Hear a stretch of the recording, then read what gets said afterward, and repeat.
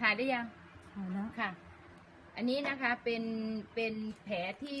เรื้อรังเป็นการติดเชื้อ ซึ่งผู้ป่วยไม่ได้เป็นเบาหวานนะคะแล้วก็คือมันติดเชื้อแล้วหมอก็เขาเรียกว่าลื้อเนาะทำให้เป็นแผลสดนะคะเป็นอย่างนี้พอเป็นอย่างนี้แล้วนะคะ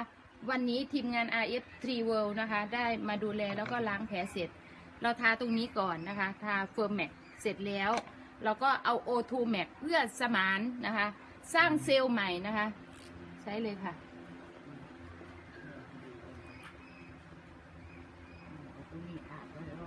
จ้ะแล้วรอดูนะคะ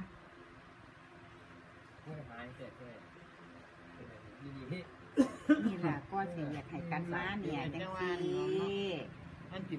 ทาตรงนี้นะคะ ยังพญายท่านไปผูกขาหอย แล้วแนะนำนะคะแนะนำให้ผู้ป่วยนะคะใช้เฟิร์มแม็กทีนะคะต่อเนื่องเพื่อทำให้ระบบจัดสมดุลสร้างเซลล์ใหม่ได้อย่างต่อเนื่องนะคะเช้าเย็นแผลไม่ต้องปิดนะคะถ้าปิดแผลแล้วจะทำให้อบอ้าวเปล่าๆนะคะแค่นี้ค่ะนะคะแค่นี้ใช้คู่กันนะคะสำหรับที่เป็นแผลโอเคค่ะ